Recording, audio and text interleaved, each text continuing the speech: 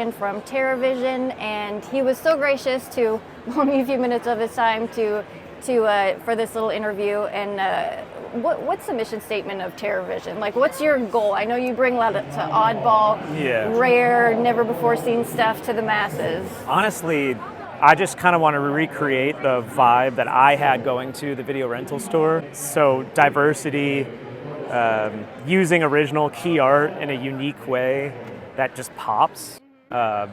Sort of some novelty packaging and just stuff that was like some people could say is a gimmick, but I love it. So just really, I'm an 80s dork, so I was born in 81 and I was living in a video store. So I started a partnership with Paramount, which is really big for us because we're usually dealing with very tiny things. So we're kind of becoming their sort of de facto exclusive VHS releasing company, which is also interesting. I can't say the titles, but we'll be announcing the first few Paramount Scares titles, and then 4K UHD Paramount title. Something that's never been fucked with ever. So I'm pretty excited about that. I was really drawn to your vinyl, your soundtracks here. You've got some great ones, People Under the Stairs. The Waxwork one, that one's really cool with the cutouts that you did. Yeah. What's your favorite that you guys have released so far on vinyl?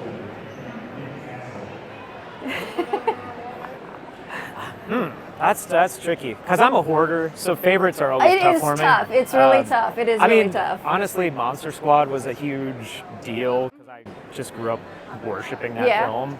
So the fact that no one had previously done the expanded release, like every single cue from the film, Mondo did like a truncated version, but that was a very big deal. I did that, and I did The Gates, which was a big deal to me. Freddy's Nightmares was huge. That is a good one too. That has never been exploited for anything. No. So I like those sort of weird oddball things, the fringe things. Yeah, speaking of fringe things, I saw that you guys released The Jar, and you restored what it's supposed to originally look like, and kind of give that film its redemption, which I think is really, really cool. What was that process like? Expensive. I was one of those people that had the Magnum VHS, liked it. It's been trashed for 40 years. Yes, it has been. But it's so weird that I liked it because it's weird. I like weird stuff. It's very interesting. But to find the original elements and do a really lavish restoration. I mean, the filmmakers basically gave up filmmaking because of what Magnum did to that movie. Because they've been trashed for, like I said, 40 years. That they don't know what they're doing, blah, blah, blah. But the actual thing that they filmed is so beautiful. And so it was an honor to put that out. What drew me first to your booth is that you actually have some VHS tapes here, which I was very, very happy to see. And while those don't quite yet have the comeback that vinyl does, like what do you think the appeal is about VHS? Well, I mean, for me, it's analog everything. Like, again, not to beat a dead horse, but I don't think I'll ever lose the love I have for everything 80s. Yeah. And like true 80s. Yes. Which is really like poverty-stricken late 70s wood paneling. Oh God, yes. Everyone thinks it's like neon and this. It's like no, it was brown. Yeah. Everything was brown. I know, and I loved it. So I mean, I didn't just start putting out VHS. No. I started Grayface. So I have two companies. Grayface, which is sort of my oddities, normal music company, and TerraVision, which is more recent, which is obviously what we're talking about. But I started Grayface 25 years ago and was putting out VHS then, and vinyl and cassettes and everything. So I'm wired a very specific way and never stray from that. Do I think that VHS could ever have a vinyl resurgence? Absolutely not. And maybe it's better that way. We can have something for us. Yeah, because a lot of people scoff. I mean, people for cassettes. The majority of people come over. They still make these things. It's like I do. But I love the format. I will never not release the format. I truly don't care if they sell. It's just for the love of it. I don't give a fuck. Yeah. It's for me. Yeah. I mean, all this shit at the end of the day is for me. I have to be fine dying with something. Yes. in order to release it. Because if I die with a warehouse full of Monster Squad LPs, fuck it. Exactly. What a way to go. Yeah. So. Was there anything else TerraVision wise? Any releases you guys got coming out soon? Yeah, no. I mean, yes, I have 251 between albums and films coming out, but nothing that I can say yet. I've learned that if you give away Too much? it actually kind of fucks things up. So we stopped. I just don't say anything. Leave a little bit of mystery. Leave a little bit of mystery. A lot of bit. Well, thank you so much. Very nice to meet you. This was awesome. Yeah, thank you so much, Ryan. Thank you for joining us, and check out TerraVision. Or else. Right?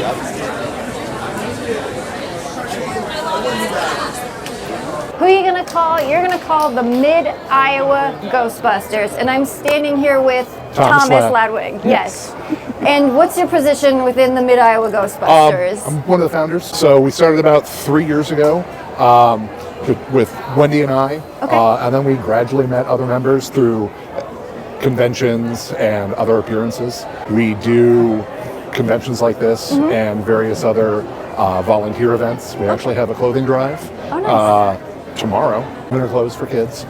We've done events with Meals from the Heartland, packing meals for impoverished countries, and we try to volunteer and do different stuff within the community as well as events like this to help out. How do kids react when you guys show up to an event? It's I'm great. sure they lose their minds. A lot of them do. It's surprising with you'd think with a lot of kids that they don't know Ghostbusters as much, but with the movies out and parents doing a really good job with the kids, it's a lot of fun. Their Raising faces, them right. Exactly. Their faces light up, but it's also with a lot of conventions, like a lot of the parents, they don't know anime, they don't know stuff. They know Ghostbusters. Exactly. They see them, they go, oh, I know that. So it's a lot of fun because we get a lot of different age ranges from kids to the adults, and they see the stuff and just their faces and the reactions are great. And it's been really great with our car because it's actually our first appearance. So it's the debut of our Ecto. Awesome. That we just got about 3 months ago. Been putting blood, sweat, tears I into bet. it.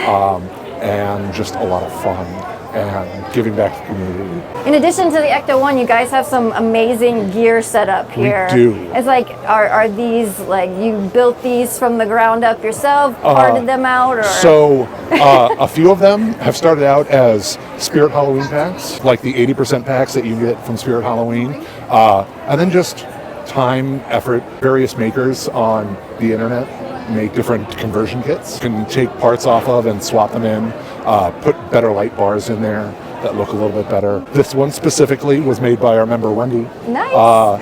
It is Dolly Parton's pack, if she were a Ghostbuster, so she can bust 9 to 5. Heck yeah. And then this is Wendy's first pack. She took graphite and some dull black spray paint and put it on to give it that burnished. No, it looks really, really cool. Burnished look. Replaced the ribbon cable, put some better lights in it, and just a lot of time and effort. And what's really great about Ghostbusters, in my opinion, with as far as the cosplay, it's a very low bar.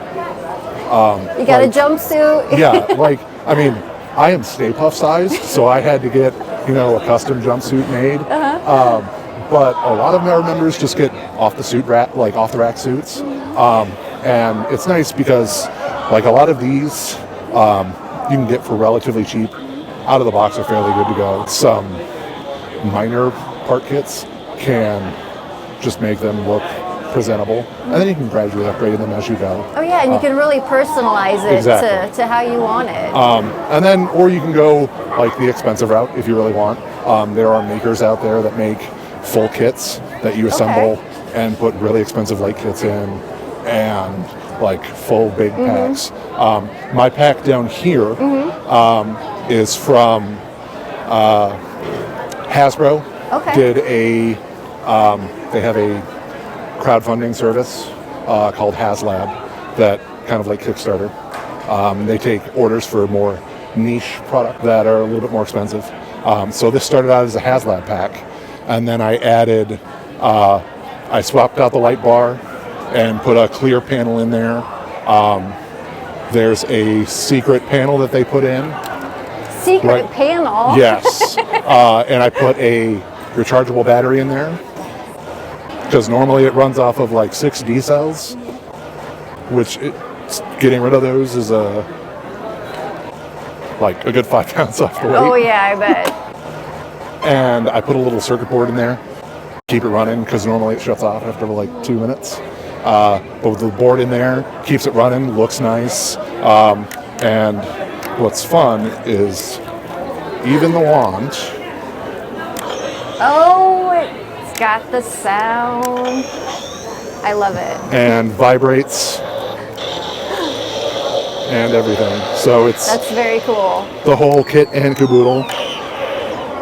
And a lot of fun. It's great. Yeah, so, you can really customize it and make it your own. Indeed. And like some groups are out there are more screen accurate groups.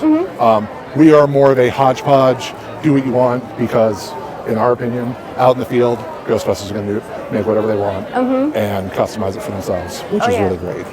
So that's a lot of the fun of the hobby. Definitely. As well as the volunteer aspect, which is nice. Yes. So. And I just have one last question for you. I mean, bringing this all together and the vibe and the gear and all that, it's like, what do you think it is about Ghostbusters that makes people, do stuff like this and the volunteering and just the response that you have from people? The movie was lightning in a bottle, very much. It very much was. And it hit at just the right time. And it's remained a classic. And so that draws a lot of people to it. And with anything anime, Ghostbusters, any fandom, it's going to draw people to it, creative people. They're going to have fun. And also with this, we get to volunteer. Yeah. And it's fun. So, have fun and just the fun of it and being able to see people's faces is nice. Definitely. So, well, I thank you so much for course. this interview. It was really great to meet you guys. Indeed. You guys do wonderful stuff Thank and you. really cool stuff too. So thank you very much. Oh, it was a pleasure. I'm standing here with Brendan, who's also part of the Mid-Iowa Ghostbusters, and let's talk about this Ecto one. Yes, why don't we? Well, we've had a few people come up and ask, is this the real deal here today? The movie car, yes. Surprisingly close. So what we have here, the base car is a 1959 Ford station wagon. Okay. Specifically, it's a country sedan for those of you who are maybe a little bit more inclined towards it. But it's the same year as the 59 Cadillac that was originally in the movie. The big difference between ours, other than, it's make and model, is the hearse ambulance combination that they used in the movie was a coach-built thing. This is just a standard station wagon you could pick off the assembly line pretty much. We picked up this car in late July 24, and seeing as today is the 28th of September, we've only been doing work on it for about 2 months. It looks pretty good. Yeah, for 2 months of work, this is amazing. I'm an engineering student at Washburn College, up in Waverly, Iowa. Oh, nice. So I live here in central Iowa when I'm out of school. So I've been taking some of my engineering knowledge that I have back from school, and I've applied it to part of the car. And as kind of being the resident car guy, oddly enough, my 22-year-old self has been mentoring these guys who are, 1-2 decades older Showing them than a thing I or am. two. Right. This has been quite an experience, and it's kind of been scratching an itch I haven't had the chance to do yet as an aspiring car guy. The big stuff that we've done so far is we put a new radiator in the car, put a new fuel tank in it, did some new brakes on it. As time kind of goes on, those parts start to wear out, so we've done some good preventative maintenance by putting some new parts in. And the roof rack and all the other items like this have just come together here in the last couple of weeks. Really? So it's been a really cool evolution of the car. Seeing it evolve is from what used to be an ambulance out in Montana. So back when this was really old, I think we can probably provide some pictures of its old time. You can find us on Reddit. We got a guy who's been posting kind of the whole process. The whole process and journey of Yeah. from finding it to bringing it back to life. Pretty much. It's got a bit of an afterlife story to it, so to speak, because there were certainly some Yeah. rust patches on this thing we needed to fix up. Corey, our owner, found it on Facebook Marketplace. It's actually a listing I had scrolled through myself as I Yeah? was looking for cars. But he made the purchase, brought it up to a family farm somewhere else, and we worked on the brakes, started getting it more road ready, trailered it back to our home base here, and it now lives in his garage, where we've been doing the most of our work on the car. Do the lights work? They do. I'll Yeah? have to just pop in and snag those for a Right, second. right. And then one question I did have. I mean, how old are you? You're in college right now. Yes, I'm 22. What so I'm drew pretty you young. to Ghostbusters? Because I mean, it came out in the 80s, 1984. Yes. And so a little before your time, just a little bit. Almost 2 decades older than Yes. that. Yes. But what drew you to Ghostbusters? Part of my parents raised me right. They started me out on some of There the you 80s go. films. I'm a big 80s pop culture nerd. I have a whole spreadsheet set up for a Knight Rider build. If Oh, you guys are familiar with nice. Knight Rider. So 82 Firebird and all the different tech gizmos. Back to the Future is huge to me. I love time travel. It's one of my favorite movie franchises ever. Star Wars has kind of been that same period, and a whole handful of other different franchises. This is really, really just where my parents started me on, and I started to garner more love for the stuff. And I'm an engineering student, so All stuff that like stuff is really Ghostbusters, interesting. Yeah. it's really fun learning more about Ghostbusters because the technologies that are mentioned in the movies are real. Yeah. The cyclotron that's on the back of the proton packs, that's an actual real technology that is a nuclear accelerator. It literally just uses a couple of magnets to speed up protons and send it out in a certain direction. Yeah. So that's all this is. It's real world technology that's used in, oddly enough, radiation therapy. But you just strap it to your back and fight ghosts with it. Yeah, pretty much.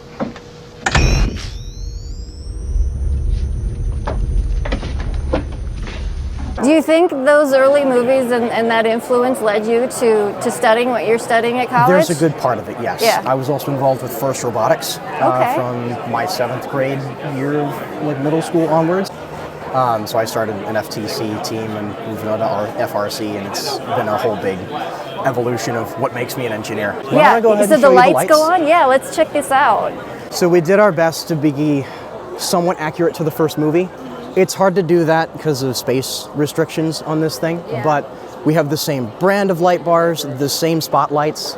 They're wired up a little bit differently. Yeah. I actually 3D modeled this roof rack.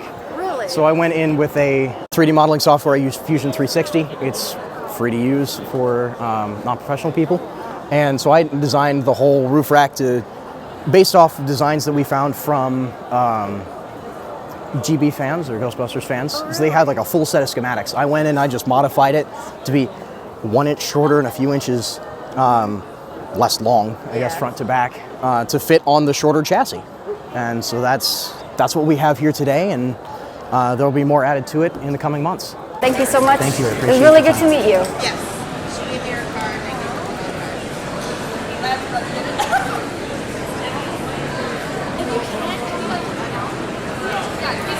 I'm here with Angie from Angela's Art Palette, and I saw her booth and I saw the art, and I had to come over and talk to you. So, are you local to Des Moines? I'm from Minnesota, so Okay. Rochester, Minnesota, about 3.5 hours away. Okay. Yeah. And what drew you? Because I mean, you're obviously an artist, but what Yeah. drew you to horror art? Oh, I grew up on horror movies. Yeah? I used to be a tattoo artist, so I just Okay. kind of had that alternative lifestyle. So I've been watching them since I was probably 4 years old. Yeah.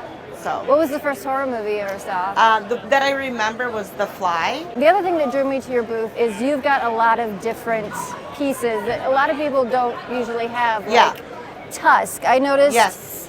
The Tusk grinder really caught my attention. Like, what drew you to more oddball kind of stuff, Yeah. more fringe Yeah, horror I try stuff? to think of other things that I enjoy, Yeah. but I know there's other small groups that really enjoy them that I don't normally see at cons. So I know not everybody's gonna want to buy it, but I know it's gonna attract a certain buyer, and just it sets me off a little different from other people. So And how yeah. long have you been doing this? About 8 years. Oh, cool. Yeah. Just conventions and things like that. Yeah, well, I do conventions, and before that, I also do like fine art fairs, so I can do portraits and landscapes, and I work in all mediums: oils, watercolors, acrylics. So I work at a gallery, so like everything I do is like art orientated for my career. So What's the best thing about coming to these kind of conventions? meeting all of our vendor friends that Yeah. we've made connections over the years, meeting customers that come to me every year looking for stuff, and just like the parties, the together feeling that you just all have this like family feeling. It's just really fun That's to great. get away from my 4 children for a weekend Yeah. and just have fun with my husband, who's went to the hotel momentarily. So Out of everything that you've got in this booth, what do you think is like your favorite piece that you've done in here? Shit. What I have up, I really like this. It's a new one. I really like my street The trash. street trash is very cool. Because a lot of people don't know about that one, but it's such a great movie with is. such great Just visual makeup. style. Yeah, they're and redoing it. They are? They're redoing it. Yeah, it's not out yet, but they're redoing it. So we'll see what Fingers happens. crossed. You know how that Fingers goes. crossed. Yeah. You never know. But yeah, you've got that. You've got Zero Mom. You've got Yeah. She Devil. All Yeah, great. I had great. Death Becomes Her that sold earlier. So That's just another things really that good are one. like iconic but not as common. Yeah. Very cool. I did. I got my chatter. I had to get the chatter. My favorite Cenobites. Yes. He's my 'Cause- favorite too. Yes, because you Besides never Pinhead, see him. he's you my never favorite. see like Yeah. art like centered on the chatter. Yeah. He's my favorite. So that's very, very awesome. And where can people find you, like on social media, if they want to check out your other art, or if you got a website? Yeah, so Facebook or Instagram is Angela's Art Palette. And this was great. Thank you so much Thank for you giving so me your much. time. Of course. Make sure you check out Angela's Art Palettes.